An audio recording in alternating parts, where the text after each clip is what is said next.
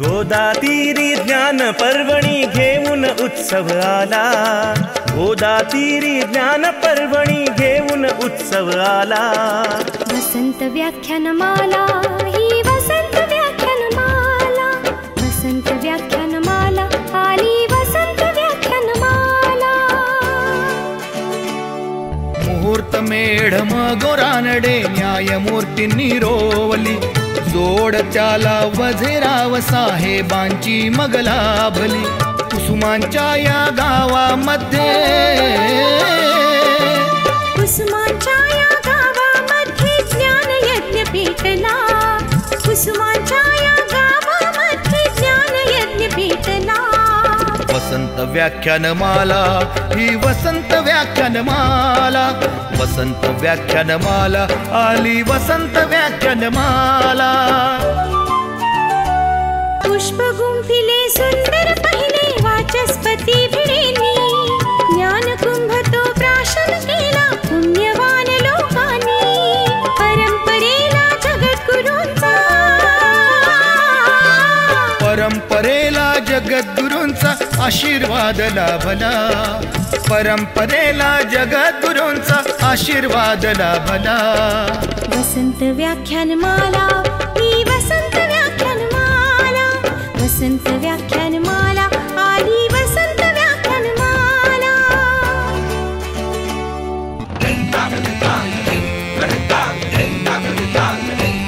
अहो देव मामले दार पटांगण फुलू फुलू लागले, लोकहिताला शिलेदार ही निस्वार्थी लाभले। खडतर होता मार्ग तरी पण, खडतर होता मार्ग तरी पण जागर ना थांबला, खडतर होता मार्ग तरी पण जागर ना थांबला। वसंत व्याख्यानमाला ही वसंत व्याख्यानमाला, वसंत व्याख्यानमाला आली वसंत व्याख्यानमाला। गांधी नेहरू सरोजिनी अंधोंडो केशव कर्वे, स्वप्न दिले स्वातंत्र्यवीरांनी स्वतंत्रतेचे नवे। स्वरलतिकेचा स्वरसागर हा, स्वरलतिकेचा स्वरसागर श्री गोदेला भेटला। वसंत व्याख्यानमाला ही वसंत व्याख्यानमाला, वसंत व्याख्यानमाला आली वसंत व्याख्यानमाला। आचार्यात्रे हिंदुहृदय सम्राट धडाडून गेले, विचारवंतांच्या प्रतिभेचे दर्शन येथे घडले। प्रबोधनाच्या नव्या युगाचा, प्रबोधनाच्या नव्या युगाचा पुरस्कार हा झाला, प्रबोधनाच्या नव्या युगाचा पुरस्कार हा झाला। वसंत व्याख्यानमाला ही वसंत व्याख्यानमाला, वसंत व्याख्यानमाला आली वसंत व्याख्यानमाला।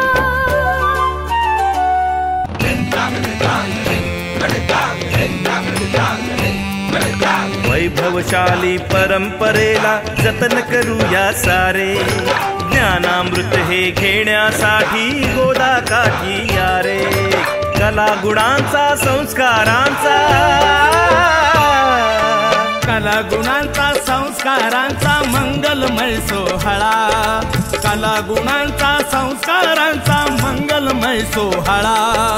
वसंत व्याख्यानमाला ही वसंत व्याख्यानमाला, वसंत व्याख्यानमाला आली वसंत व्याख्यानमाला। वसंत व्याख्यानमाला ही वसंत व्याख्यानमाला, वसंत व्याख्यानमाला आली वसंत व्याख्यानमाला, वसंत व्याख्यानमाला ही वसंत व्याख्यानमाला, वसंत व्याख्यानमाला आली वसंत व्याख्यानमाला।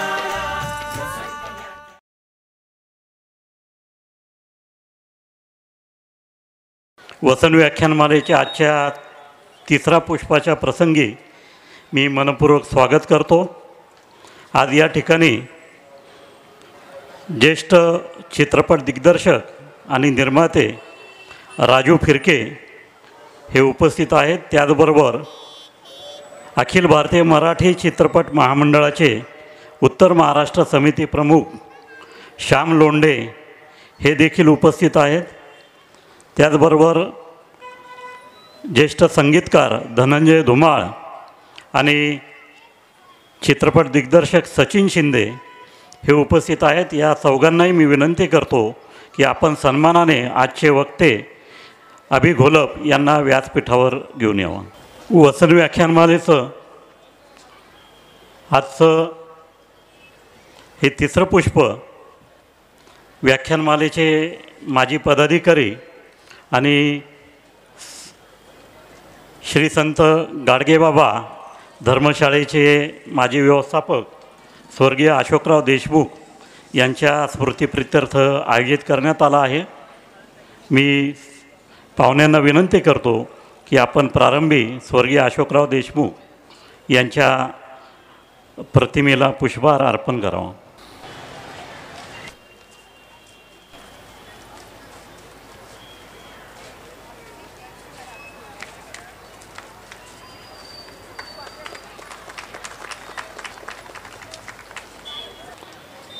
यानंतर स्वर्गीय अशोकराव देशमुख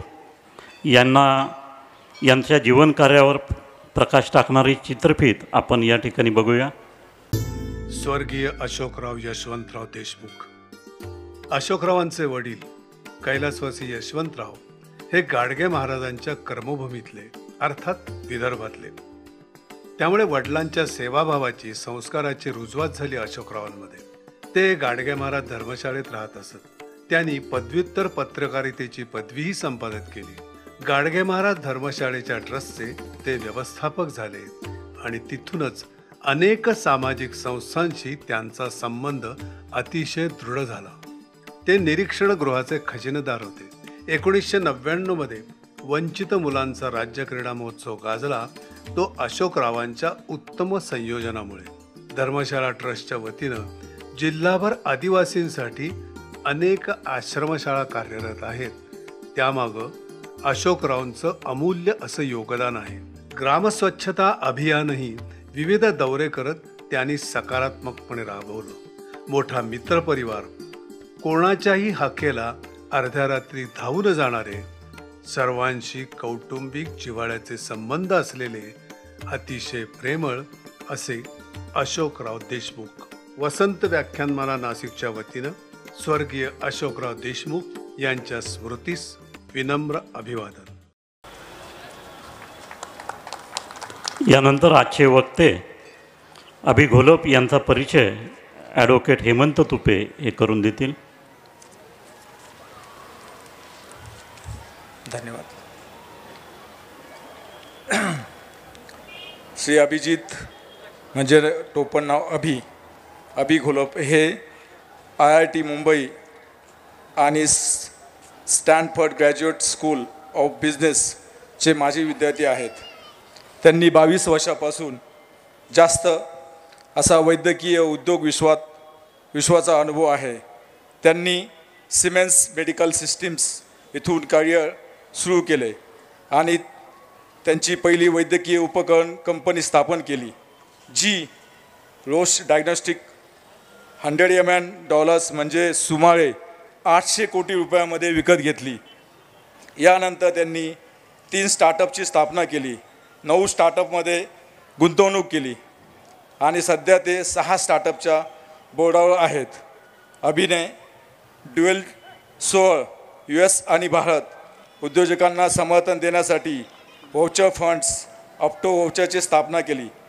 त्या व्यतिरिक्त त्यांनी मनोरंजन क्षेत्रात एक उपक्रम देवीसी फिल्म्स देखील स्थापन केली, ज्याद्वारे निर्मिलेले देऊळ 2011 भारतीय आणि होऊ दे जळासा उशीर 2012 आदी चित्रपट सुप्रसिद्ध आहेत. आणि त्यांचा देऊळ या पहिल्या चित्रपट निर्मितीसाठी त्यांनी 3 राष्ट्रीय पुरस्कार जिंकले आणि बॉक्स ऑफिसवर सर्वाधिक कमाई देखील केली. सरांनी 19 पेटंट शोधून काढले.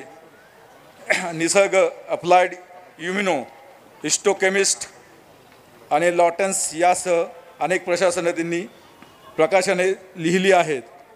सरांनी TIE सिलिकॉन व्हॅलीची चार्टर आणि बोर्ड सदस्य आहेत आणि सध्या जगातील सर्वात मोठ्या उद्योजक परिषदाचे टीनकॉन 2022चे निमंत्रक आहेत.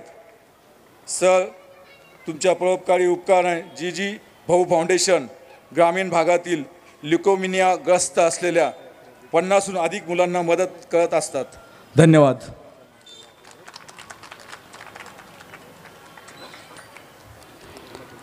आपला एक मुंबईचा मराठी माणूस अमेरिकेमध्ये भारताचा झेंडा अतिशय अभिमानाने फडकवतो आहे आणि वैद्यकीय उपकरणांबरोबरच चित्रपट निर्मिती क्षेत्रामध्ये देखील ते अमेरिकेत मोठं काम करत आहेत. आत्ता जुलै महिन्यामध्ये त्यांनी मोठा फिल्म फेस्टिवल देखील, मराठी चित्रपटांचा फिल्म फेस्टिवल सरांनी आयोजित केलेला आहे. आपण पुन्हा एकदा टाळ्यांच्या गजरात त्यांचं स्वागत करूया. आमच्या व्याख्यानमालेचे कार्यकर्ते ऋषिकेश तथा बापू डापसे यांना विनंती करतो, आपण अभिजित घोलप यांचा या ठिकाणी सत्कार व्याख्यानमालेच्या वतीनं सत्कार करावा.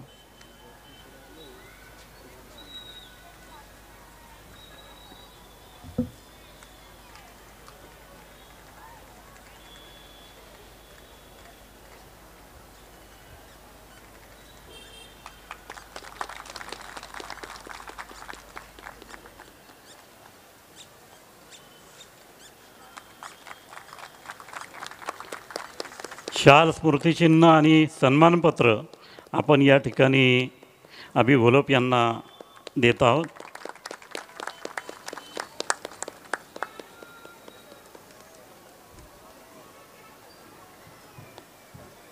भारतीय चित्रपट सृष्टीचे जनक कैलासवासी दादासाहेब फाळके यांची नाशिक ही कर्मभूमी, जन्मभूमी, अशा या भूमीमध्ये दादासाहेब फाळके यांचा वारसा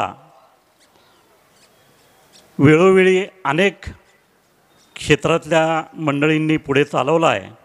त्यापैकी आज काही प्रातिनिधिक सत्कार आपण या ठिकाणी अभि घोलप यांच्या हस्ते आयोजित केले आहेत आणि वसंत व्याख्यानमालेच्या वतीनं आपल्या सर्वांना पुढे अधिक उत्तम काम करता यावं आणि नाशिकचा झेंडा सर्वत्र आपल्याला अभिमानाने फडकवता यावा यासाठी वसंत व्याख्यानमालेच्या वतीने हा आपण प्रसाद संपदा तो आपण देत आहोत. राजू फिरके हे गेले 33 वर्ष चित्रपट क्षेत्रामध्ये अतिशय समर्थपणे काम करत आहेत. निर्माते आणि दिग्दर्शक म्हणून ते सर्वत्र सुप्रसिद्ध आहेत. वहिनीसाहेब हा त्यांचा पहिला सिनेमा आणि तिथून अनेक चित्रपटांची यादी आपल्याला या ठिकाणी सांगता येईल. अभिसाहेब, मी तुम्हाला विनंती करतो, आपण राजू फिरके यांना स्मृतिचिन्ह देऊन त्यांचा सन्मान करावा.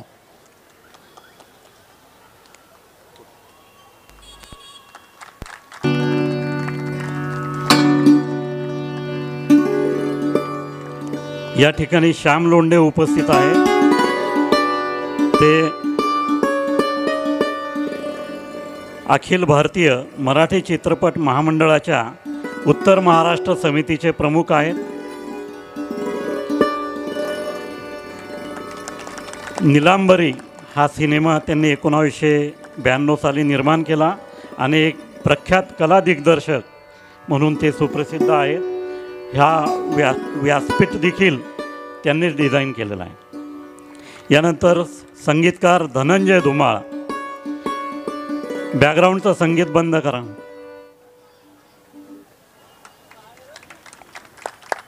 संगीतकार म्हणून ते सुप्रसिद्ध आहेत.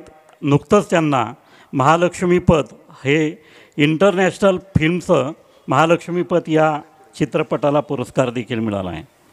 यानंतर मी अमित कुलकर्णी एक्झिक्युटिव्ह प्रोड्युसर यांना विनंती करतो, आपण कृपया व्यासपीठावर. यानंतर मुकुंद भुजबळ हे दिग्दर्शक क्षेत्रात अतिशय उत्तम काम करत आहेत. प्रेमासाठी आणि कटिबद्ध हे त्यांचे काही सुप्रसिद्ध चित्रपट आहेत. नाशिकमध्ये जेव्हा पहिल्यांदा न्यूज चॅनल सुरू झालं तेव्हा अनेक जाहिराती तयार करण्याचं काम मुकुंद भुजबळ यांनी केलेलं आहे. त्यानंतर सचिन शिंदे यांनी महागुरू या चित्रपटाचं निर्मिती केली. एक प्रख्यात नाट्य दिग्दर्शक अभिनेते म्हणून ते सर्वत्र सुप्रसिद्ध आहेत.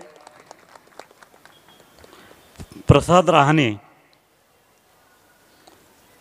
कला दिग्दर्शक म्हणून अतिशय उत्तम काम करत आहेत. राजू पाटील दिग्दर्शित वंशवेल, यमराज, सुंदरा मनामध्ये भरली या सिरियलचं कला दिग्दर्शन त्यांनी केलेलं आहे.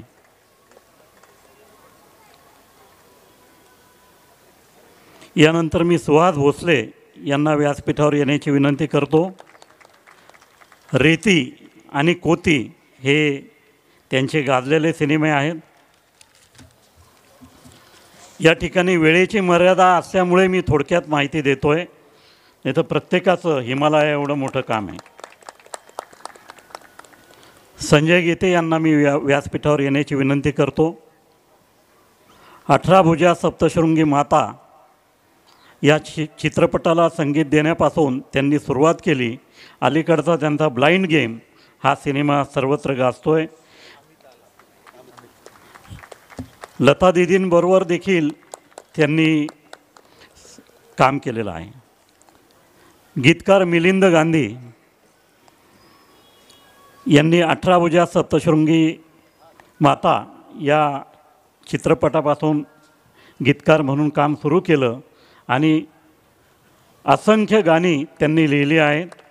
वसंत व्याख्यानमालेचं गीत देखील मिलिंद गांधी यांनीच लिहिलेलं आहे. यानंतर ईश्वर जगताप प्रोडक्शन मॅनेजर हे अत्यंत महत्त्वाचं पद असतं.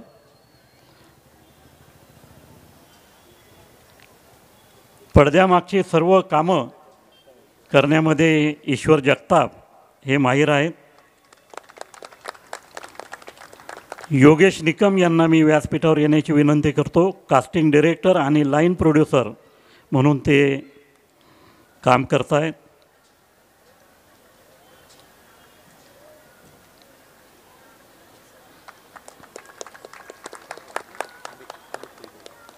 समिधा प्रशांत पाटील चित्रपट निर्मात्या.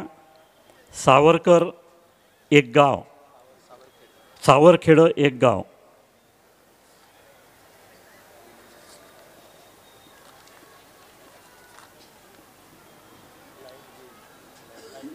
ब्लाइंड गेम, जोगवा असे अनेक. राजीव पाटील आणि प्रशांत पाटील यांची या निमित्ताने निश्चितपणे आम्हाला खूप आठवण येते.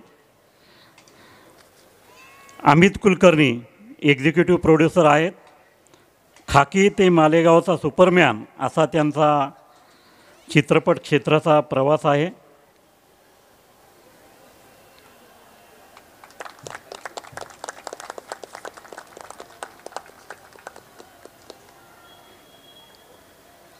याशिवाय अनेक मंडळी काम करत आहेत, परंतु आज जे उपलब्ध झाले त्यांचा आपण या ठिकाणी गौरव केला आहे. मी सर्वांना व्यासपीठावर बसण्याची विनंती करतो.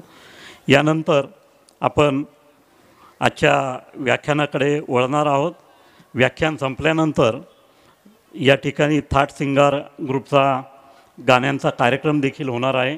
सर, आम्ही मोहम्मद रफी यांच्या जन्मशताब्दी वर्षानिमित्त 28 कार्यक्रम वेगवेगळ्या मंडळांचे ठेवलेले आहेत आणि व्याख्यानानंतर ते गाण्यांचा कार्यक्रम सादर करून मोहम्मद रफी यांना आगळ्या वेगळ्या पद्धतीने आदरांजली अर्पण करणार आहेत. आता या ठिकाणी अभि घोलप यांचा विषय सुरू होण्याच्या अगोदर त्यांची एक 3 मिनिटांची फिल्म आपण बघूया आणि मग पुढे व्याख्यानाला सुरुवात करूया.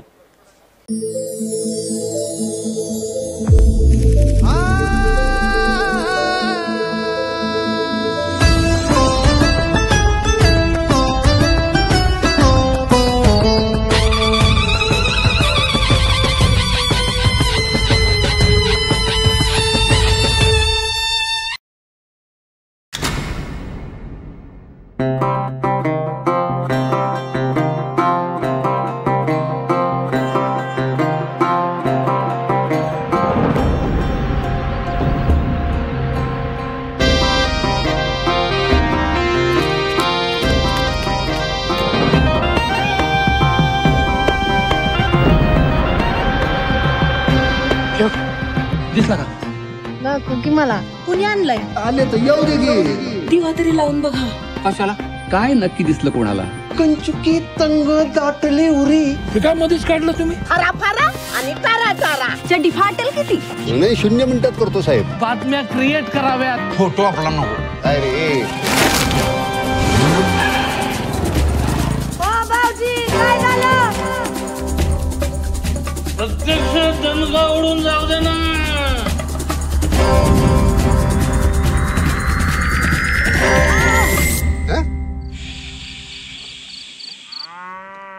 कुठल्या देशी कुठल्या वेशी कुठल्या रूपात देवा तुला शोधू कुठ अरे शोधू कुठ. ज्यांना देव हवा आहे त्याने तो आपापला शोधावा. ज्यांना नकोय त्याने शोधू नये. 27 कोटीचा प्रोजेक्ट बसतोय बरं का. एवढं कसं काय परफेक्ट आहे मायाला. समजावा लोकांना म्हणो काय अडाणी म्हणा काय करायचं. देव आला म्हणते देऊ नकोय. जागृत ठाणे जागृत. उगा कोपल पिपल तर काय घ्या. मी तर बाई पहिल्याच दिवशी नवस केलं. बदल व्हायला नको आहे. जोड्यानं सडकीने एकेकाला सांगून ठेवतो. कोणाला सोडणार नाही. तुम्ही काय ड्रायव्हर आहे का?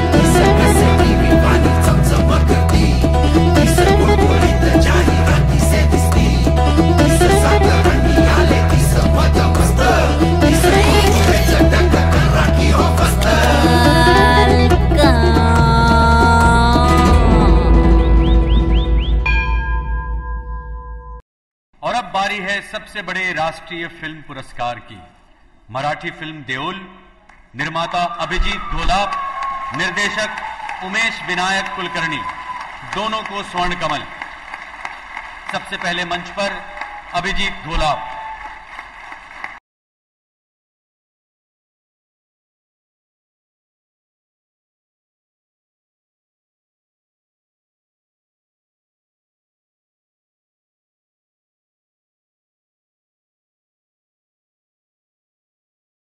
नाशिकमध्ये खरं तर मी खूप वर्षांनी आलो. नाशिकशी खूप जुने संबंध आहेत. माझं बालवाडीतलं शिक्षण इथं झालं आहे. पेठे शाळेत मी होतो आणि नाशिकच्या ह्या वातावरणात ह्या वेळेला जेव्हा बेनी साहेबांनी इन्व्हिटेशन दिलं त्यावेळेला असा चांगला योग सोडण्याची अजिबात इच्छा नव्हती आणि त्यामुळे मी नक्की यायचं ते ठरवलं. माझे नातेवाईक पण इथे आहेत आणि त्यांच्या सगळ्यांची भेटी पण इथं झाल्या आहेत आणि तुमच्या सगळ्यांची नव्याने ओळख पण झाली. आत्ताच गंगा गोदावरी आरतीचं एक फारच सुंदर स्वरूप बघण्यात आलं. अतिशय रिफ्रेशिंग एक्सपिरियन्स असा होता. पूर्णपणे असं जादूमय वातावरण ते मला जाणवलं आणि अशा पद्धतीचंच ॲक्टिव्हिटी आपल्याकडे जास्तीत जास्त चालल्या तर आपण अजून सगळेजण एकत्र येऊन समाजाच्या उद्धारासाठी काम करू याची नक्कीच इच्छा आहे, आशा आहे आणि खात्री पण आहे. चित्रपटाकडे माझा बघण्याचा कल हा जरा थोडासा गंमतशीर आहे कारण की माझा आणि चित्रपटाचा तसा काहीच संबंध नव्हता. म्हणजे तुम्ही आत्ता माझ्या प्रस्तावनेत किंवा माझ्या ओळखीमध्ये तुम्ही ऐकलं असेल की पूर्णपणे टेक्निकल सब्जेक्ट, म्हणजे आपण मिडल क्लास फॅमिलीत जेव्हा असतो तेव्हा फक्त शिक्षण याच्याकडेच बघायचं असतं आणि तसंच मी बघितलं. शिक्षणात जास्तीत जास्त मार्क पाडा आणि चांगल्या चांगल्या ठिकाणी तुम्ही ॲडमिशन घ्या, तसंच मी केलं. IIT मुंबईमध्ये माझं शिक्षण झालं. IIT मुंबईनंतर चांगल्या पगाराची नोकरी लागून परदेशात मी गेलो. तिथे गेल्यानंतर मात्र जाणवलं की आपल्यापेक्षा लोक काहीतरी वेगळं करत राहतात आणि ह्या मनात असलेल्या भावनेतनं पण शेवटी जबाबदारी असते. जबाबदारीमधनं आपल्याला बाहेर पडता येत नाही. मी स्टॅनफर्ड युनिव्हर्सिटी कॅलिफोर्नियातली तिथे माझं MBA झालं आणि एज्युकेशनचा बेस असल्यामुळे आणि नोकरीत रममाण असल्यामुळे चित्रपटाकडे बघण्याचं माझं कुठलंही उद्दिष्ट नव्हतं किंवा मला कुठली सुतराम शक्यता पण नव्हती की मला कुणी चित्रपटासाठी कन्सिडर करू शकेल. पण त्याची गंमत अशी झाली की मी एकतर स्टार्टअप्स की जो आता शब्द भारतातल्या खूप लोकांना अगदी सहज परिचित आहे, तर अशा स्टार्टअपची सुरुवात मी 2003मध्ये कॅलिफोर्नियामध्ये केली आणि ती स्टार्टअप माझी हेल्थकेअर फील्डमध्ये होती. त्यामुळे हेल्थकेअर फील्ड आणि फिल्म याचा तर काहीच संबंध नव्हता. तर माझी ती स्टार्टअप 2010मध्ये रोश डायग्नॉस्टिक्स या कंपनीने ॲक्वायर केली. ते झाल्यानंतर म्हणजे कसं असतं की तुम्ही स्टार्टअप करता, 8-9 वर्ष त्याच्यात एफर्ट्स टाकता, पेटंट्स आणता आणि कंपनी तिथे ॲक्वायर करतात. तुम्हाला सगळ्यांना ते माहितीच आहे. आणि ती कंपनी ॲक्वायर झाल्यानंतर जेव्हा आपल्या हातात चेक असतो त्यावेळेला उद्यापासून आता ही कंपनीत आपण येणार नाही आहोत आणि इथल्या खुर्च्या टेबलांवरती आपण बसणार नाही आहोत आणि आपल्याला उद्यापासून परत नवीन सगळी सुरुवात करायची, अशी एक संमिश्र भावना मनामध्ये असते. भारतीय नात्यांनी आपल्या मनामध्ये कुठेतरी एक संवेदनशील हालचाल होत असते, पण दुसऱ्याच बाजूला अमेरिकन या नात्याने खिशातला चेक वस्तुस्थितीची जाणीव करून देत असतो. अशा मानसिकतेमध्ये जेव्हा मी 2010मध्ये माझ्या आईला कॅन्सर होता, म्हणून मी काही वर्ष इंडियात येण्यासाठी ठरवलं. मी भारतात आलो 2010मध्ये. आल्यानंतर इथे times of India, economic times यांनी माझ्यावरती बरीच मोठी मोठी आर्टिकल लिहिली होती, कारण मराठी माणूस, अमेरिका, कंपनी विकणं वगैरे वगैरे, राईट, यू गेट इट. आणि हे झाल्यानंतर मला त्यावेळेला बऱ्याचशा फिल्म मेकर्सनी अप्रोच केलं. आता कसं असतं की मी पुण्यातली माझे शिक्षण शाळेतलं झालेलं आहे, म्हणजे मी IIT मुंबईला जरी असलो, माझा जन्म जरी मुंबईचा असला तरी मधलं शिक्षण माझं पुण्यातलं झालं. पुण्याच्या नोमवीमध्ये त्यावेळेला फक्त चांगले दिसणारे, असे जरा हुशार अशाच लोकांना स्टेजवरती काम मिळायचं. त्यामुळे आम्ही आपले कायमच प्रेक्षकांमध्ये बसून टाळ वाजवणारे, आणि ना कुठल्या नाटकात काम मिळायचं, ना गाण्याला संधी मिळायची, ना काही मिळायचं. कारण दिसणं आणि कला ह्या दोन्ही गोष्टी नसल्यामुळे फक्त प्रेक्षक. आता तसं नसतं, आता सगळ्याच मुलांना कार्यक्रमात भाग मिळतो. पण त्यामुळे त्यावेळेला जर कुणीतरी फिल्म मेकर्स तुम्हाला अप्रोच करतायत आणि ते सांगतात की आपण एक फिल्म तयार करूया आणि तुम्ही प्रोड्युसर म्हणून या, त्यावेळेला एक मनात कुठं ना कुठंतरी एक अशी छानपैकी आपल्याला एक छान वाटायला लागतं की अरे आपल्याला कोणीतरी भाव देत आहे आणि आपल्याकडनं कोणीतरी काहीतरी फिल्म करून घेण्याचा प्रयत्न करत आहे. पण मग हे करत असताना त्यातला कल्पना काही नव्हती, त्याच्यातलं बॅकग्राऊंड काही नव्हती. ना मी कुठल्या पॉलिटिशियनशी रिलेटेड होतो, ना मी कुठल्या करण जोहरशी रिलेटेड होतो. त्यामुळे काहीही बॅकग्राऊंड नसताना, काहीही कुठलीही संकल्पना नसताना आपण या फील्डमध्ये जायचं का. पण मनातला ऑन्टरप्रेनर, एक उद्योजक शांत बसू देत नव्हता. पण तरी मी त्यांना त्यावेळेला नाही सांगितलं. त्यावेळेला गिरीश आणि उमेश कुलकर्णी यांनी वळू आणि विहीर ह्या चित्रपटांची निर्मिती केली होती. आपण त्यातले बरेचसे पिक्चर बघितले असतील. विहीर हा चित्रपट अमिताभ बच्चननी प्रोड्यूस केला होता, कारण त्यावेळेला तुम्ही महाराष्ट्रातले नाही आहात आणि त्यामुळे तुम्ही काहीतरी तर मराठीसाठी करा असा हट्ट त्यांच्या मागे काही राजनैतिक पार्टीजने पकडल्यामुळे बच्चन साहेबांनी जो एक पिक्चर केला होता आणि त्या चित्रपटासाठी त्यांनी उमेश कुलकर्णीची निवड केली होती. त्यामुळे मला जेव्हा चित्रपट देऊळची स्टोरी जेव्हा पिच करण्यात आली त्यावेळेला माझा पण असा विचार होता की मला करायचा नव्हताच पिक्चर तो, पण मनात विचार होता की जर मी केला तर कोणाला घेईन. आणि त्यावेळेला माझ्याकडे डोळ्यासमोर नाव माझ्याकडे उमेशचंच होतं आणि राजीव पाटलांचं होतं की आपल्याला असे जे दोन गुणी दिग्दर्शक आहेत त्यांच्याबरोबर काम करायला मिळालं तर मजा येईल. आता ही अशी प्रेक्षक म्हणून माझी इच्छा होती, निर्माता म्हणून नाही.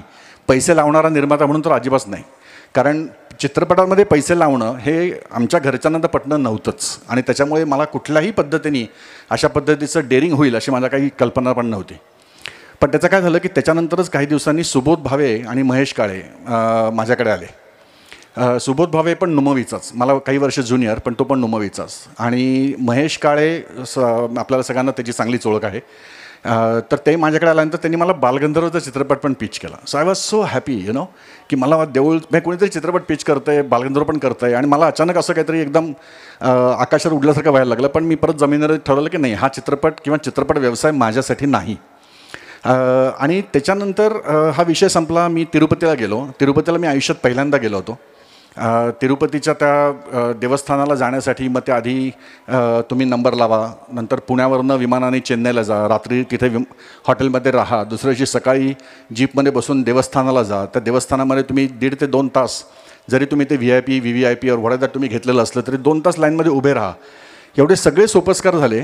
आणि हे सोपस्कार झाल्यानंतर जेव्हा गाभाऱ्यात जाण्याची वेळ आली तेव्हा आतला काळाकुट्ट अंधार बघून मला असं वाटलं की माझी जी छोटीशी कन्या होती ती त्यावेळेला 6-7 वर्षाची होती. मला तिला बोटाला धरून आत न्यावंसं वाटलं नाही, कारण ती गर्दी खूप होती, चेंगराचेंगरी होती. मी तिला कडेवरती उचललं आणि खांद्यावरनं मी तिला पुढं जाणार तेवढं त्यांच्या धक्काधक्की आणि चेंगराचेंगरीमुळे मी तिला तसंच धरून बाहेर आलो. आणि मला गाभाऱ्याच्या बाहेर आल्यानंतर मला जाणवलं की आपण गेले 2 दिवस ह्या देवस्थानाच्या दर्शनासाठी इथे येतो आहे. आणि जेव्हा देवस्थानाच्या दर्शनाची वेळ आली तेव्हा मी देवाचं दर्शन घेतलंच नाही, तसंच बाहेर आलो. आणि त्यावेळेला मला गिरीशने लिहिलेला हा देऊळ चित्रपटाची स्टोरी मनाला जास्त भावली, कारण मी ती जगलो त्या काही क्षणांमध्ये. मी त्याला तिथनंच फोन केला. त्याला म्हटलं की तू चित्रपट करणार होतास, मला सांगितलं होतंस, तर काय ठरलं आहे? तर तो म्हटला नाही, तुमच्यासाठीच थांबलो होतो. आणि मी त्याला तिथनं सांगितलं की चल आपण करूया मग हा चित्रपट. आणि त्याच्यानी माझी देऊळची चित्रपटाची सुरुवात झाली. कल्पना काही नव्हती, चित्रपट कसा करायचा माहीत नाही, कॅमेरा म्हणजे काय पासनं मला माहीत नाही, कारण कधीच केलेलं नाही आहे. टेक्नॉलॉजी फील्डमध्ये चित्रपट व्यवसायाबद्दल माहितीच नव्हती. पण मला एकच गोष्ट माझ्या पथ्यावरती होती, म्हणजे एकतर उद्योजक ती जे मनात आहे की ज्याच्यातनं आपण काहीतरी करू शकतो. आणि ते करण्यासाठी आपल्याला आपल्यापेक्षा जेव्हा चांगले लोक आपण घेतलीत तर एक चांगल्या पद्धतीचा धंदा तयार करता येऊ शकतो. आपल्यापेक्षा हुशार लोकांना आपण जास्तीत जास्त जर वाव दिलात तर त्यांची हुशारी ही चांगल्या पद्धतीने त्याला एक मार्ग देता येतो. अशा भावनेने चालू केलेला हा देऊळ 2010च्या नोव्हेंबरमध्ये आम्ही ते कॉन्ट्रॅक्ट साईन केलं. आता हे कॉन्ट्रॅक्ट साईन केल्यानंतर प्रश्न पुढे होता की आता याच्यातले कलाकार कोण असतील. आणि मग आता कलाकारांची मला यादी दिली जाते. आता त्यावेळेला कसं व्हायचं की चित्रपटासाठी जेव्हा ते निर्माते शोधत असायचे तेव्हा ते फायनान्सर्स बघतात. तर नॉर्मली आणि मी तुमच्याशी ते सहज संवाद साधतोय कारण की तुमच्यातले पण बरेच लोक पण चित्रपट तयार करू शकतील, इतकं ती प्रोसेस इंटरेस्टिंग होती म्हणून मी तुमच्याशी ती शेअर करतो आहे. कारण त्या चित्रपटाच्या प्रोसेसमध्ये कसं असतं की ते तुम्हाला सांगतात की ओके हा चित्रपट एवढ्या याच्यात बसेल, हे 4 कलाकार यांचे एवढा खर्च, मग ह्या चित्रपटातून तुम्हाला एवढे थिएटरवरती मिळतील, तेवढे सॅटेलाईट राईट्समधून मिळतील.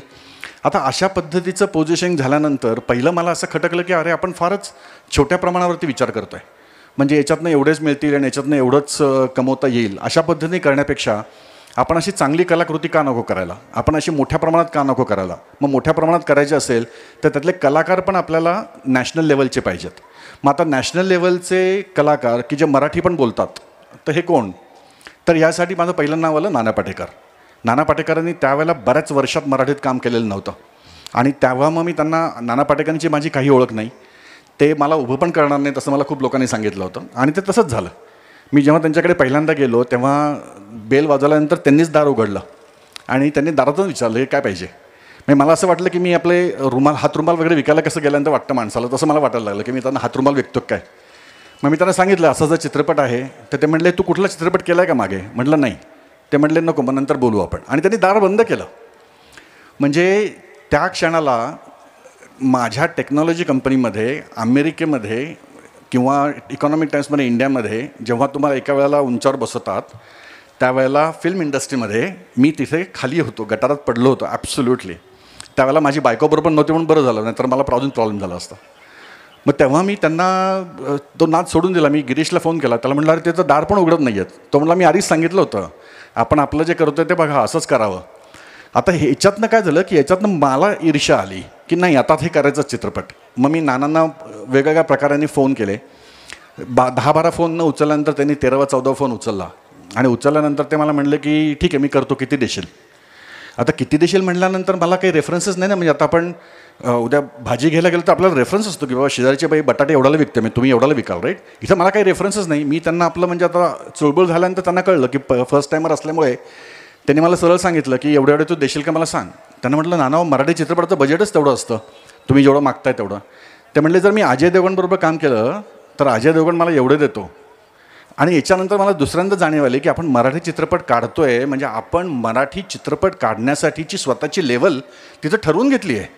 म्हणजे आपण हे पैसे देऊ शकत नाही किंवा आपण अशा पद्धतीचे चित्रपट काढू शकत नाही ही सर्वसाधारण भावना निर्माण झालेली आहे. याचा अर्थच असा आहे की मराठी तुम्ही आहात ना मग तिकडे कोपऱ्यात बसा, बाकीच्या सगळ्यांनी इकडे या.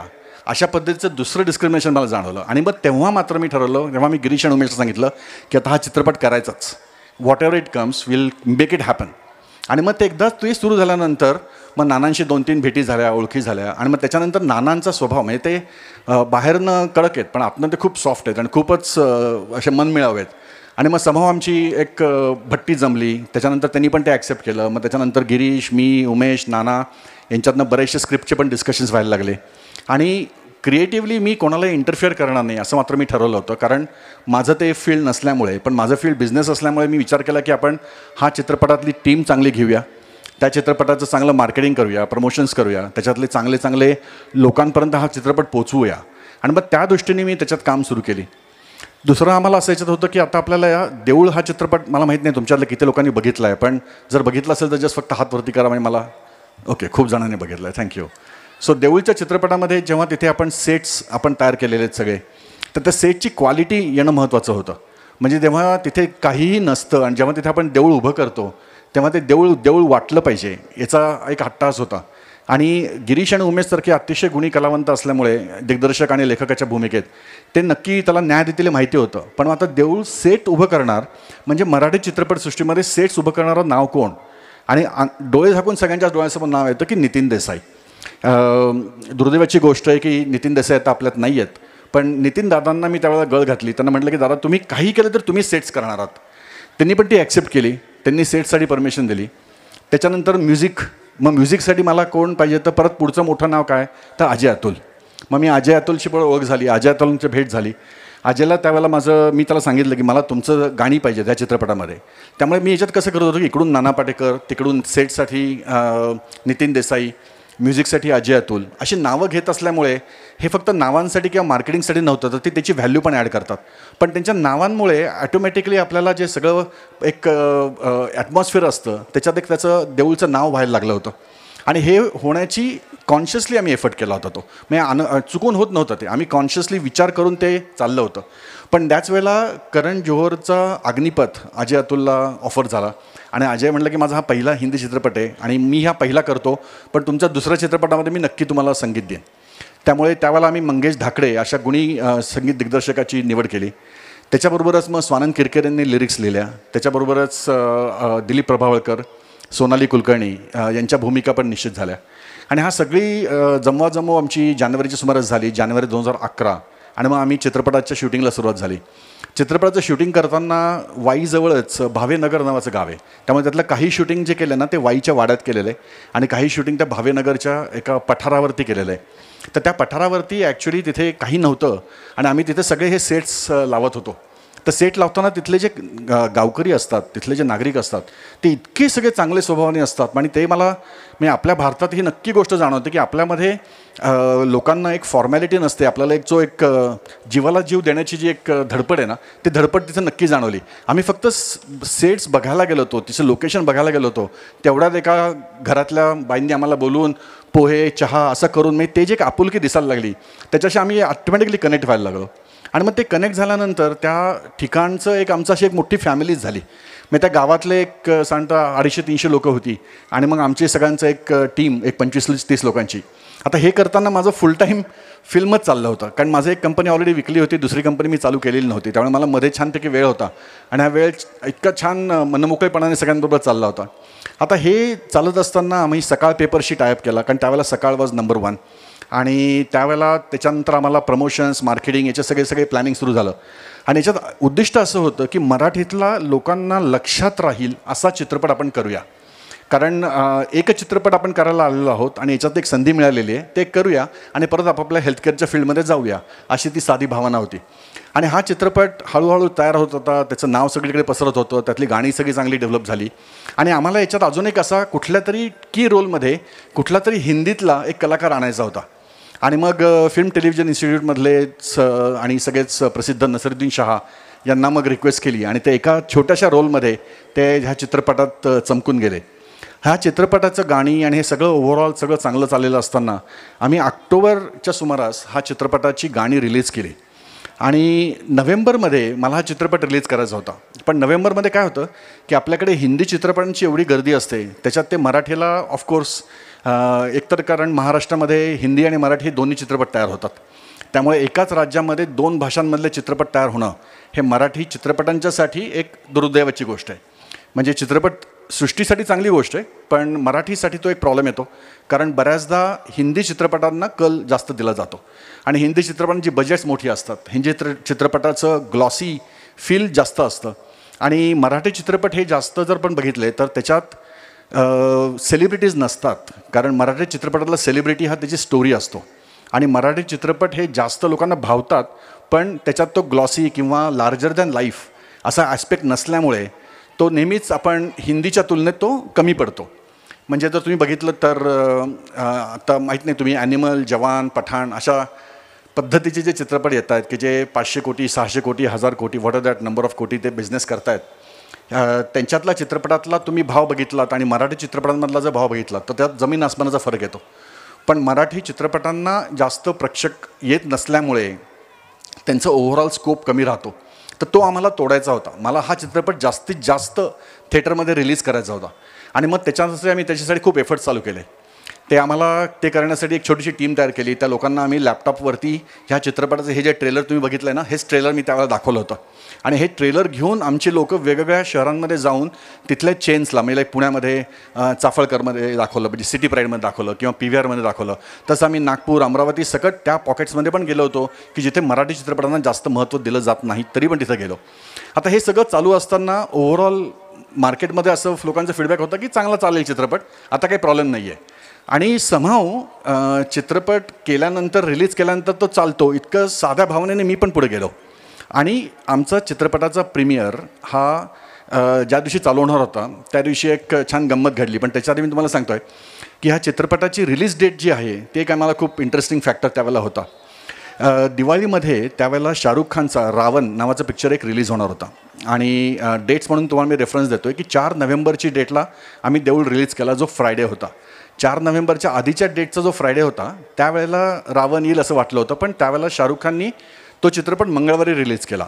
जे नॉर्मली फ्रायडेला चित्रपट रिलीज होतात, पण तो रावणला त्यांना देऊळचं ॲडव्हान्टेज आपलं दिवाळीचं ॲडव्हान्टेज त्यांना घ्यायचा होता, म्हणून ते दिवाळीच्या आठवड्यात त्यांनी मंगळवारीच तो चित्रपट रिलीज केला. तो चित्रपट मंगळवारी रिलीज झाल्यानंतर हा आमचा पुढचा चित्रपट चालेल का नाही ही शंका असल्यामुळे सगळ्या निर्मात्यांनी, कुठलाही हिंदी नाही कुठलाही मराठी नाही, त्यांनी दोन्ही फ्रायडे सोडून दिले होते. आणि त्याच्यानंतर त्यावेळचा रणबीर कपूरचा रॉकस्टार नावाचा चित्रपट प्लॅन केला होता. आता 4 नोव्हेंबरचा शुक्रवार हा रावणच्या चित्रपटानंतर ऑलमोस्ट 13 दिवसांनी होता.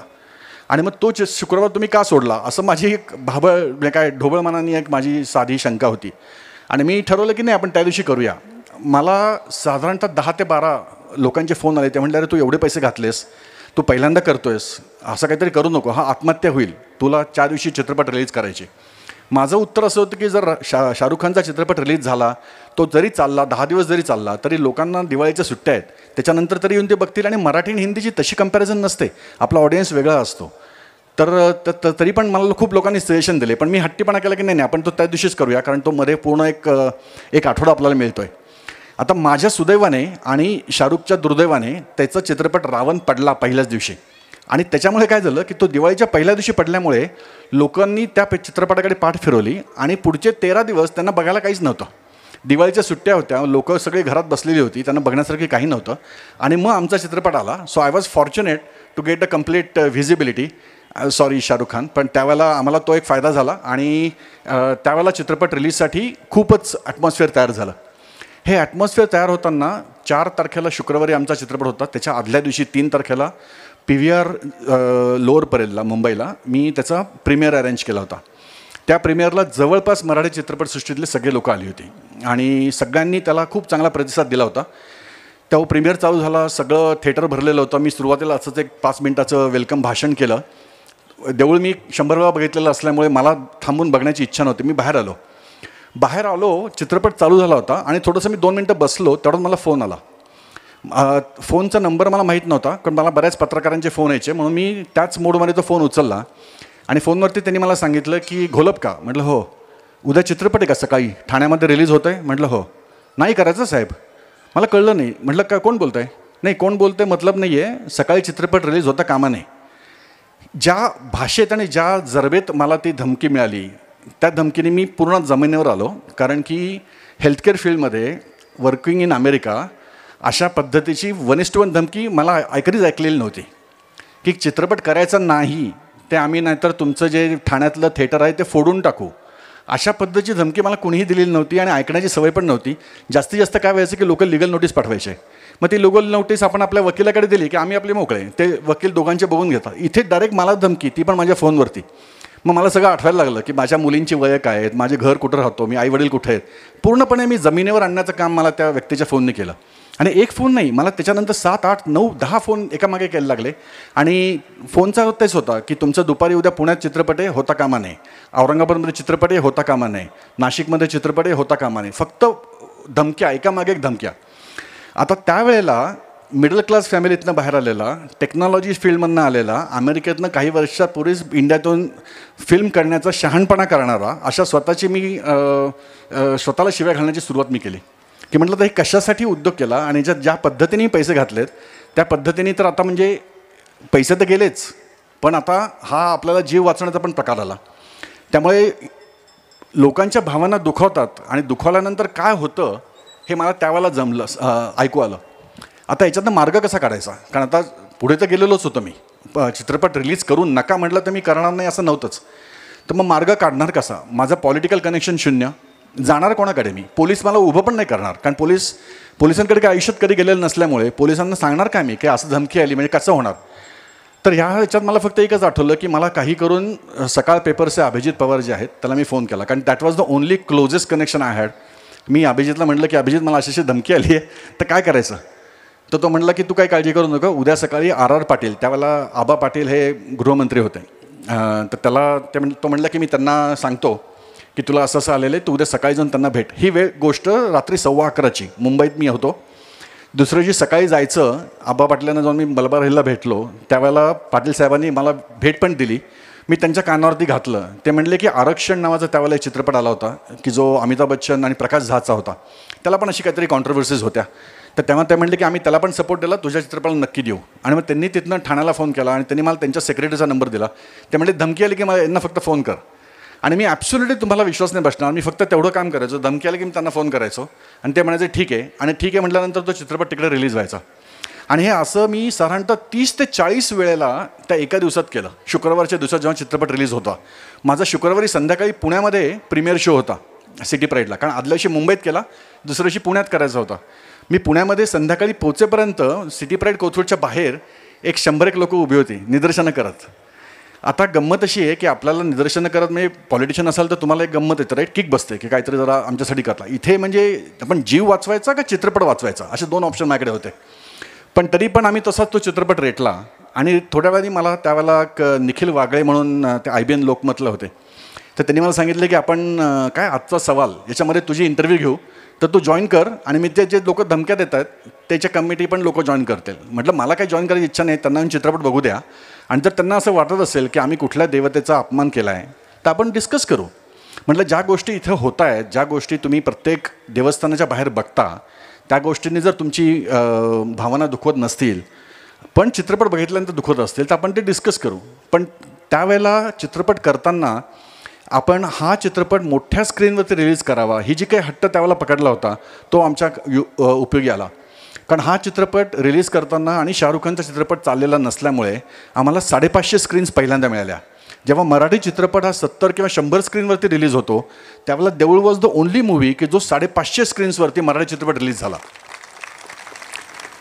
आता 550 स्क्रीन्सवरती चित्रपट रिलीज होतो आहे, लोक बघतायत जाऊन, त्याच्याचबरोबर ही कॉन्ट्रोवर्सी होती आहे.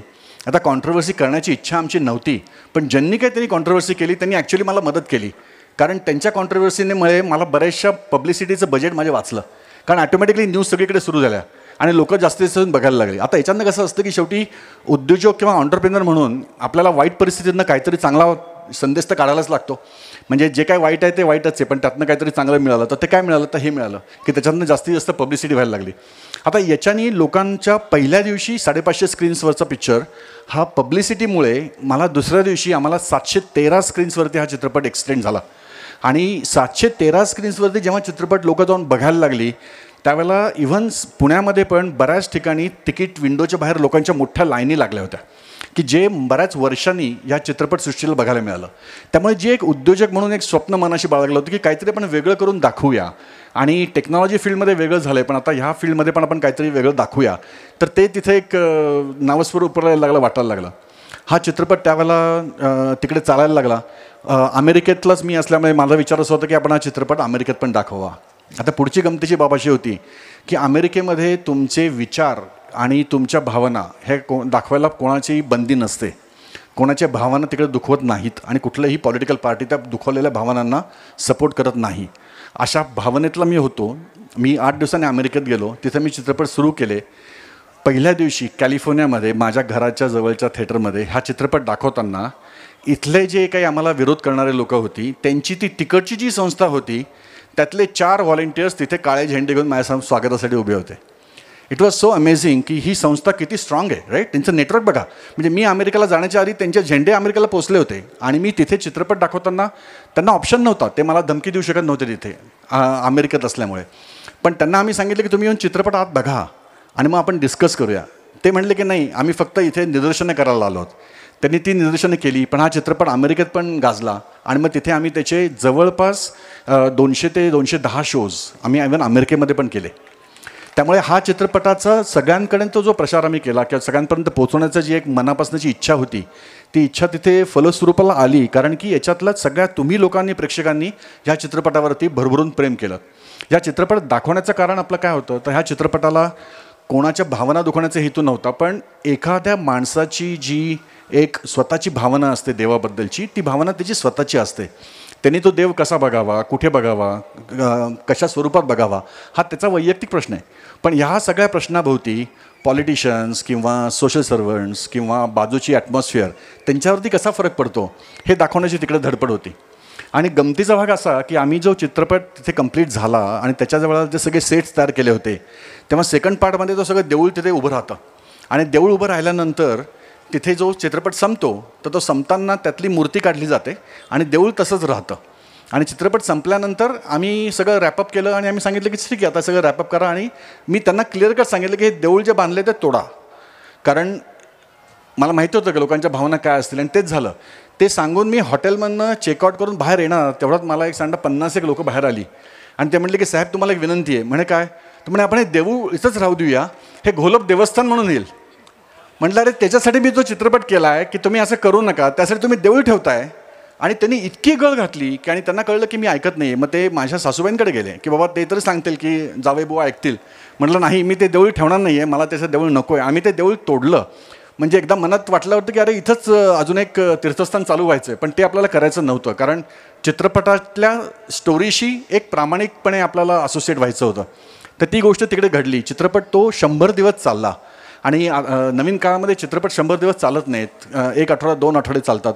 पण हा चित्रपट 100 दिवस चालला. 100वा दिवस आम्ही सेलिब्रेट केला. आणि ह्या चित्रपटाचं बॉक्स ऑफिस वर्कआउट झालं, चांगलं नाव झालं.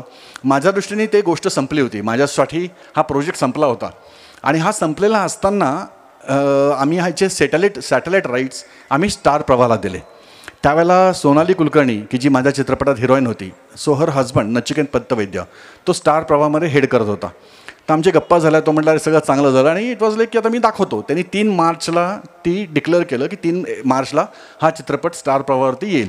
त्यांच्या जाहिराती सुरू झाल्या. आणि ह्या चित्रपटाच्या स्टार प्रवाहाच्या येण्याच्या 3 दिवस आधी ह्या चित्रपटाला 3 नॅशनल अवॉर्ड्स डिक्लेअर झाले. आणि थँक्यू. आणि ही जी नॅशनल अवॉर्ड्स होती, ह्या नॅशनल अवॉर्डचं तुम्हाला एक एक्सप्लेनेशन म्हणून सांगतो आहे की मराठी चित्रपटांना दरवर्षीच नॅशनल अवॉर्ड मिळतात. कारण नॅशनल अवॉर्डमध्ये मराठी एक कॅटेगरी असते. पण नॅशनल अवॉर्डमधली मराठी कॅटेगरीमध्ये देऊळला मिळालं नाही, तर देऊळला मेन कॅटेगरीमध्ये की ज्याला सुवर्णकमळ अवॉर्ड म्हणतात, याला सुवर्णकमळ अवॉर्ड मिळालं की जे प्रेसिडेंटच्या हस्ते दिलं जातं फॉर द बेस्ट फिल्म. आणि महाराष्ट्रामध्ये मराठी आणि हिंदी एकत्र असल्यामुळे दरवेळेला हे चित्रपटाचं अवॉर्ड हे हिंदीला दिलं जातं. आणि हिंदीतले चित्रपट लाईक त्याला मागे मिळालं होतं. तर अशा चित्रपटांना ते अवॉर्ड मिळतं. श्यामची आई, त्याच्यानंतर श्वास आणि त्याच्यानंतर देऊळ असे ते 3 माइलस्टोन झाले. आणि ह्या माइलस्टोनमध्ये I think I am lucky की I got a chance to be a part of this whole milestone. It was a fun, thoroughly enjoy झालं. आणि हा चित्रपट झाल्यानंतर आता जस्ट बिकॉज हा पहिला चित्रपट आपण केला आहे आणि हा चित्रपटाला आता एवढी सक्सेस मिळाली आहे, तर हा फ्लूक आहे का, म्हणजे आपला काय म्हणतात त्याला लग्गा लागला का, काय मटका बसला का, असं वाटू नये म्हणून मग दुसऱ्या चित्रपटाला तयारी झाली. आणि मग दुसरा चित्रपट भारतीय हा नावाचा चित्रपट मी तयार केला. भारतीय चित्रपट किंवा देऊळ या दोन्हीची जर आपण कथा बघितलीत तर त्या कथेचा पर्पज असा होता की बऱ्याच वेळेला कुठं ना कुठंतरी आपल्याला एक सामाजिक काहीतरी परिवर्तन घडावं अशी इच्छा असते. म्हणजे जर उद्या मला ॲनिमल चित्रपटाची स्टोरी पिच झाली असतं तर मी नसता केला, किंवा पठाण आला असतं तर मी नसता केला. कारण ज्या चित्रपटाच्या स्टोरीला मी स्वतः कनेक्ट होऊ शकत नाही, ती स्टोरी मला लोकांना दाखवायची नाही आहे. म्हणून मला भारतीय हा चित्रपटाची स्टोरी जेव्हा पिच झाली त्यावेळेला त्या चित्रपटातला जो एक डिफरन्सिएशन होतं की 2 राज्यांच्या बॉर्डरवरचं जे एक गाव असतं, त्या गावातली लोकं ना धड इकडच्या राज्यातली असतात ना धड तिकडच्या राज्यातली असतात. पण इलेक्शनसाठी त्या लोकांना दोन्ही गावात नेलं जातं. त्यांच्या दोन्ही बोटांवरती शाई लावली जाते. आणि हे इंटरेस्टिंग फॅक्टर आहे. मी तो जाऊन बघितला तिकडे.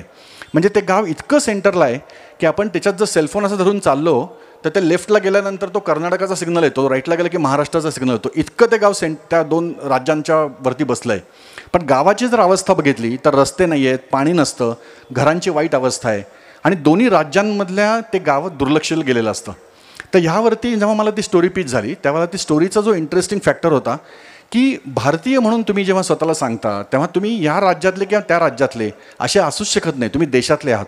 आणि त्याच म्हणून ह्या चित्रपटाला एक तो ट्विस्ट असा होता की तो जो एक नायक असतो, तो नायक जेव्हा तिथे येतो तेव्हा त्याला फक्त त्याचा स्वतःचा वाडा विकायचा असतो म्हणून तो त्या गावात आलेला असतो.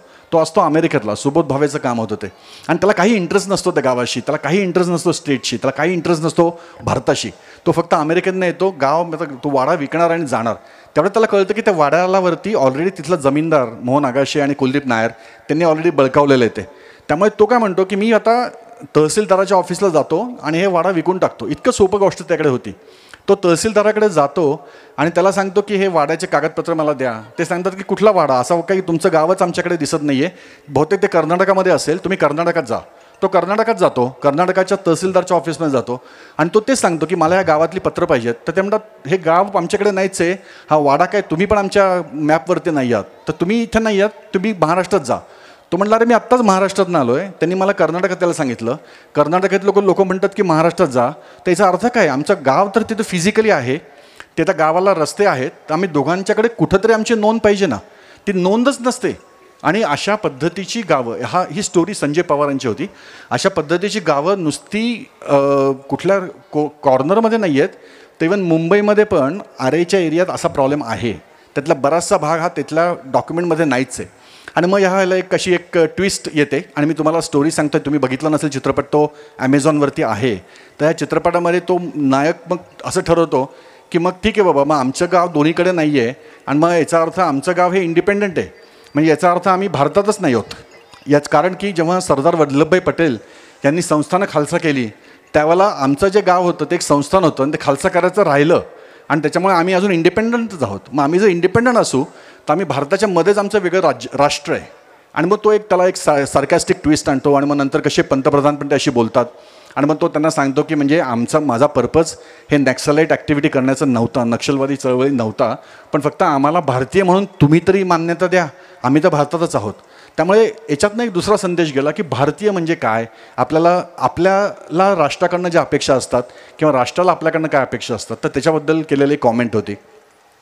अशा पद्धतीची 2 चित्रपट झाल्यानंतर मात्र मी माझ्या परत हेल्थकेअर फील्डमध्ये असल्यामुळे मी परत बॅक टू नॉर्मल कॅलिफोर्नियाला गेलो. माझं पुढचं कंपन्या चालू झाल्या आणि नंतर आत्ता असं बऱ्याच वर्षांनी जाणवलं की आपण चित्रपट करताना महाराष्ट्रातले विषय खूप हँडल करतो किंवा मग ते सब्जेक्ट बारामतीचे असतील किंवा नाशिकमधले असतील किंवा कोकणातले असतील, पण त्याच वेळेला अमेरिकेमध्ये असे बरेचसे चित्रपटाचे विषय हे चांगल्या पद्धतीचे आहेत. कारण मराठी लोक अमेरिकेत गेले 60, 70, 80 वर्षापासून आहेत. त्यांचे विषय तिकडचे वेगळे आहेत. त्यामुळे अमेरिकेमध्ये सगळे चित्रपट जे येतात ते महाराष्ट्रातनं तयार झालेले चित्रपट अमेरिकेत येतात. पण मग अमेरिकेतल्या सब्जेक्टवरती चित्रपट कोण तयार करणार, आणि मग ते सब्जेक्टवरती चित्रपट जर आम्ही मराठीत तयार केले तर अमेरिकेतल्या पण जनरेशन त्या सब्जेक्टशी कनेक्ट होतील, कारण त्यांना तो टॉपिक माहिती आहे आणि त्याच्या अनुषंगाने लोकांमध्ये मराठीमध्ये गोडी निर्माण होईल. आणि म्हणून आम्ही आत्ता काहीच महिन्यांपूर्वी नॉर्थ अमेरिकन फिल्म असोसिएशन नाफा ची संस्थाची आम्ही स्थापना केली. नाफा ही अमेरिकेत आत्ता बऱ्याच मोठ्या प्रमाणात ती फोफावली. त्याच्यात आमच्याकडे आता ऑलमोस्ट 800 लोकं जॉईन झाली आहेत. ती लोकं म्हणजे सगळे ॲक्टर्स आहेत, डायरेक्टर्स आहेत, चांगले कलाकार आहेत. त्यामुळे अमेरिकेतल्या सब्जेक्टवरतीच, अमेरिकेच्या मातीशी कनेक्टेड असलेल्या सब्जेक्टवरतीच अमेरिकेतल्याच दिग्दर्शकांनी, अमेरिकेतल्याच कलाकारांनी केलेली निर्मिती आणि एक कलाकृती याच्यासाठी आम्ही आता एक सुरुवात केली. त्याच्यात काही आम्ही प्रोड्युसर्स एक तयार केले आणि नाफा ह्या माझ्या संस्थेतर्फे आम्ही आत्ता 3 चित्रपटांची तिकडे प्रोडक्शन चालू केलं. 3 चित्रपट आमचे ऑलरेडी शूट करून कंप्लीट झाले. आम्ही या 3 चित्रपटांचं आत्ता पोस्ट प्रोडक्शन चालू आहे आणि आम्ही हे 3 चित्रपट आत्ता जुलैमध्ये रिलीज करणार आहोत. अशा पद्धतीचे मराठीतले चित्रपट की जे पूर्णपणे अमेरिकेत तयार झालेत, हे पहिल्यांदाच एक पद्धतीचं एक एस्टॅब्लिश झालेली हिस्ट्री आहे आणि त्या हिस्ट्रीच्या थँक्यू. आणि त्यामुळे नाफातर्फे आम्ही 3 पद्धतीच्या आता गोष्टी हँडल करणार आहोत. एक तर म्हणजे अमेरिकेत मराठी चित्रपटांचं प्रोडक्शन, दुसरं म्हणजे जगभरातनं जे मराठी चित्रपट अमेरिकेत येतात त्या चित्रपटांची वितरण व्यवस्था. कारण मराठी चित्रपटांचा मेन प्रॉब्लेम तो आहे की आपण करतो खूप छान, पण आपण लोकांना सांगतच नाही आपण काय केलं ते. कारण एकतर आपला तो स्वभाव पण असतो की कशाला सांगा, जाऊ दे आपलं सगळं छान आहे. आणि आपल्याला लहानपणापासून ती शिकवण पण असते ना की आपल्याला खूप सांगायला लागलं की आई वडील टीचर सांगतात गप्रे जरा जास्त सांगायचं नसतं, दुष्ट लागते. आता ह्या दृष्टीच्या भीतीतनं आपण आपल्या गोष्टी सांगतच नाही, त्याच्यामुळे आपण लोकांपर्यंत पोहोचतच नाही. तर ती गोष्ट सांगण्याची जी गरज आहे त्याच्यासाठी आपल्याला वितरण व्यवस्था करणं महत्त्वाची आहे. कारण अमेरिकेमध्ये आत्ता जी वितरण व्यवस्था आहे मराठी चित्रपटांची ती खूप वाईट त्याची परिस्थिती आहे. कारण तिथले जे महाराष्ट्र मंडळं असतात ते चित्रपटांचं वितरण करतात, पण त्या महाराष्ट्र मंडळांना जर उद्या संक्रांत किंवा काय भोंडला अशा सारख्या कार्यक्रमांसाठी ते चित्रपटांना सांगतात की आता थांबा जरा 2 आठवड्यांनी या. चित्रपटांना 2 आठवडे थांबायला वेळ नसतो. चित्रपट तुमचं जसं दही दूध असतं तसं चित्रपट असतो. ते त्या क्षणाला जर वापरलं गेलं तर फायदा, नाही तर ते नासणार इतकं असतं. कारण चित्रपटाची व्हॅल्यू तो शुक्रवार शनिवार रविवार ह्या 3 दिवसात असते. तो चित्रपट चढतो किंवा पडतो आणि तुम्ही 2 आठवडे थांबा म्हटल्यानंतर तेच होत नाही. त्यामुळे आम्हाला चित्रपटांसाठी अशी वितरण व्यवस्था तयार करायची होती की जेणेकरून आम्ही ते चित्रपट अमेरिकेतल्या सगळ्या मराठी रसिकांपर्यंत जास्तीत जास्त पोचवू. आता भारतामधले किंवा महाराष्ट्रातले मराठी रसिक हे नंबराने खूप जास्त आहेत ऑफकोर्स, राईट. अमेरिकेत खूप कमी आहेत. म्हणजे टोटल रजिस्टर्ड नंबर हा 4.5 लाख पण नाही आहे. म्हणजे टू बी प्रिसाईज 4,34,000 नंबर आहे आत्ता अमेरिकेतला मराठी लोकांचा. आता त्यातले बरेचसे लोक मेन्शन पण केलेले नसतील तरी आपण 5 लाख लगे लोक पकडली तरी त्या लोकांपर्यंत चित्रपट कसा जावा. म्हणजे रितेश देशमुख किंवा महेश मांजरेकर यांच्याशी गप्पा होताना दरवेळा त्यांचा तोच टॉपिक असतो की अरे आमचे चित्रपट भारतात पैसे कमवतात पण तुमच्या अमेरिकेत चालतच नाहीत. तर ते करण्यासाठीचा हा दुसरा प्रयत्न म्हणजे अमेरिकेतली चित्रपट वितरण व्यवस्था इम्प्रूव्ह करणं. सो प्रोडक्शन, डिस्ट्रीब्युशन आणि तिसरं म्हणजे सेलिब्रेशन. सो अमेरिकेमध्ये आपण मराठी चित्रपटांचं सेलिब्रेशन जर केलं, फेस्टिवल जर केला तर जेणेकरून लोकांना त्याची एक आवड निर्माण होईल. आणि त्यासाठी आम्ही पहिल्यांदाच मराठी चित्रपट महोत्सव हा अमेरिकेत भरवतो आहोत. तो 27 आणि 28 जुलैमध्ये कॅलिफोर्नियामध्ये होणार आहे. ह्या महोत्सवाची आम्हाला कसा भरवायचा याची कल्पना नसल्यामुळे आम्ही महाराष्ट्र सरकारचा Pune international film festival PIFF हा जो आहे पुण्यात जो घडतो तो महाराष्ट्र सरकारचा ऑफिशियल फिल्म फेस्टिवल आहे. त्या फिल्म फेस्टिवलशी आम्ही 5 वर्षाचा टायअप केला आहे आणि त्यांच्याकडनं ती माहिती घेऊन आम्ही आता हा चित्रपट महोत्सव अमेरिकेमध्ये 27 आणि 28 जुलैला करतो आहोत. थँक्यू. तर ह्या चित्रपट महोत्सवामध्ये आम्ही अनेक नवीन चित्रपटांचं प्रीमियर करणार आहोत. म्हणजे बरेचसे महाराष्ट्रातले चित्रपट तिथे रिलीज होतील. आमचे स्वतःचे पण 3 चित्रपट तिकडे रिलीज होणार आहेत. त्याचबरोबरीने मराठी चित्रपटसृष्टीचा जो चेहरा आहे त्या चेहऱ्याच्या संबंधातले सगळे सेलिब्रिटीज तिथे उपस्थिती लावणार आहेत. सचिन पिळगावकर, सुप्रिया पिळगावकर, अशोक सराफ, निवेदिता जोशी, डॉक्टर जब्बार पटेल, डॉक्टर मोहन आगाशे, दिलीप प्रभावळकर, सुबोध भावे, मृणाल कुलकर्णी, सलील कुलकर्णी हे सगळे कलाकार तिथे आणि महेश मांजरेकर हे तिथे येणार आहेत. आणि त्यांच्याबरोबरच रितेश देशमुख हा पण उपस्थिती लावणार आहे. त्यामुळे ह्या सगळ्यांच्या मदतीने आम्ही हा चित्रपट महोत्सव अमेरिकेत करू इच्छित आहोत.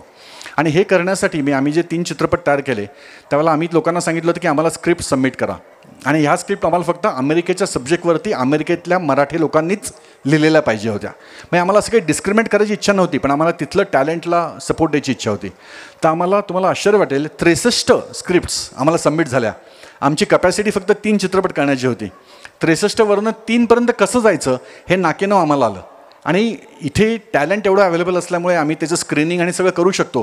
पण US एवढं अवेलेबिलिटी नव्हती, तरी पण आम्ही 14 लोकांची टीम तयार केली. त्या 63 स्क्रिप्टवरनं 5 स्क्रिप्टला आलो.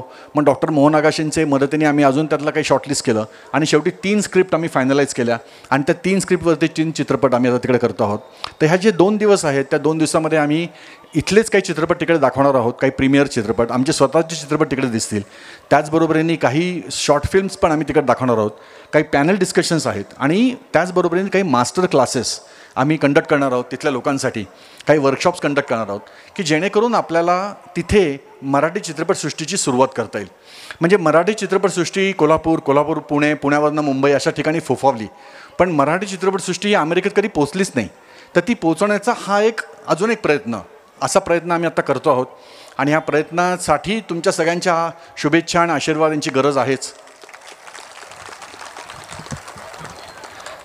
आणि त्याचबरोबरीने ह्या चित्रपटांच्यासाठीचं जे काही सपोर्ट आम्हाला लागणार आहे तो सपोर्ट पण आपले मराठी चित्रपटसृष्टीतले खूप चांगले प्रतिथयश कलाकार आम्हाला देत आहेत आणि ते आम्हाला याच्यात खूपच मनापासून मदत करत आहेत. आणि हे करत असताना आपल्याला आज ह्या ठिकाणी मला हा जो काही कॉन्सेप्ट तुमच्यासमोर सांगायला मजा येते की तो म्हणजे मराठी सिनेमा अमेरिकन ड्रीम्स. म्हणजे अमेरिकन ड्रीम्स हा कॉन्सेप्ट आपल्याला सगळ्यांना माहीत असतो, पण मराठी सिनेमा हा अमेरिकन ड्रीममध्ये कसा बसवायचा याचं एक चांगलंच काय म्हणतात त्याला शिवधनुष्य आम्ही आत्ता उचललं आहे. हा पुढे कसा जाईल, त्याचं काय वाटचाल होईल, त्याचा वेळ आणि टाईम सांगेलच. पण हे सांगताना तुमच्या सगळ्यांच्या उपस्थितीत आणि तुमच्या सगळ्यांच्या साक्षीनं याची सुरुवात होती आहे. आणि ह्या सुरुवातीचं पहिल्याच भाषण म्हणजे ऑफिशियल पब्लिक अनाऊन्समेंट आणि भाषण मी तुमच्यासमोर करतो आहे की ज्या नाशिकमध्ये माझं लहानपण गेलं त्या नाशिकमध्ये मला परत यायला चान्स मिळाला. आणि वसंत व्याख्यान मला बेनी साहेब यांच्या मदतीने मला इथं तुमच्यासमोर सगळ्यांना माझं मत सांगण्याची संधी मिळाली.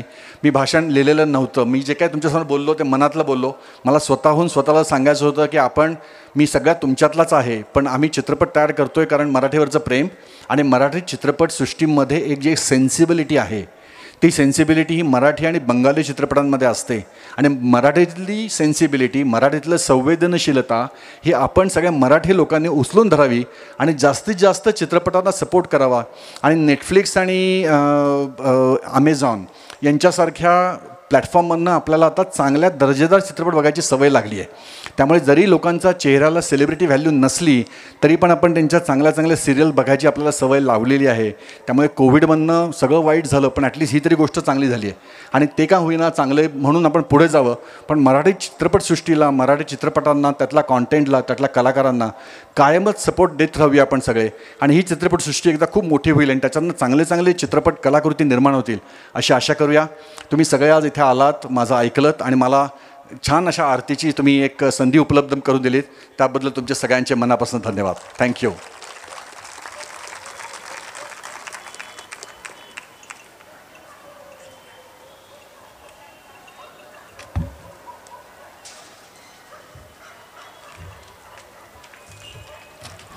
नमस्कार. वसंत व्याख्यानमालेच्या 100 वर्षातील आजच्या तिसऱ्या पुष्पात स्वर्गीय अशोकरावजी देशमुख स्मृती व्याख्यान सन्मान्य अभि घोलप, चित्रपट निर्माते कॅलिफोर्निया, यांनी मराठी सिनेमा आणि अमेरिकन ड्रीम या विषयावर जे आपले बोधपूर्ण विचार व्यक्त केले त्याबद्दल मी वसंत व्याख्यानमालेच्या वतीने त्यांचे या ठिकाणी आभार व्यक्त करतो आणि त्यांच्या उपस्थित सर्व सहकारी सचिन शिंदे, राजू फिरके यांचेही आभार व्यक्त करतो. थांबतो.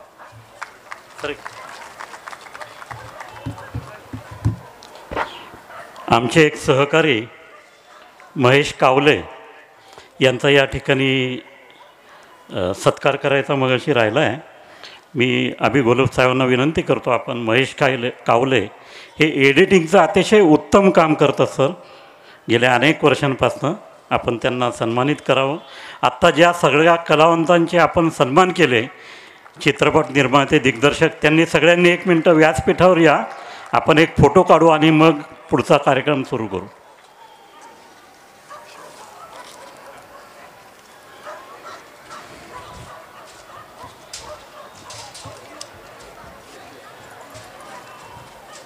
सर, ज्या कोणाला वसंत व्याख्यान असेल देणगी द्यायची असेल त्यांनी आपला QR कोड स्कॅन करून देणगी द्यावी ही विनंती.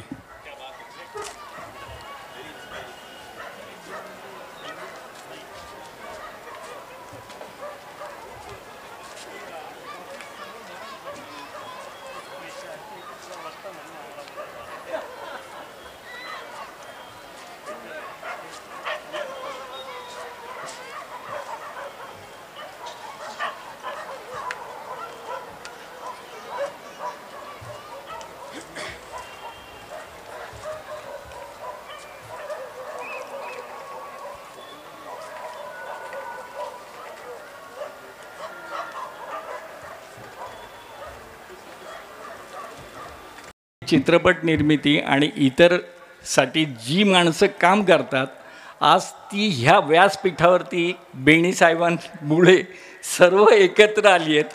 आणि अभिदादा, घोलपदादा, हे तुम्हीसुद्धा नाशिकचेच आहात, म्हणजे बालवाडीचं प्रशिक्षण इथं घेतलं. आणि मला सार्थ अभिमान आहे की दादासाहेब फाळकेंच्या ह्या नाशिकमधून जिथे चित्रपट निर्मिती झाली ही जेवढी मंडळी आहेत ही सगळीच्या सगळी जातीनं नाटक आणि चित्रपटासाठी सातत्यानं काम करणारी मंडळी आहेत. आणि बेनी साहेबांचं खूप खूप आभार की त्यांनी आज बरोबर सगळी माणसं निवडून फोन करून माणसं बोलवली आहेत.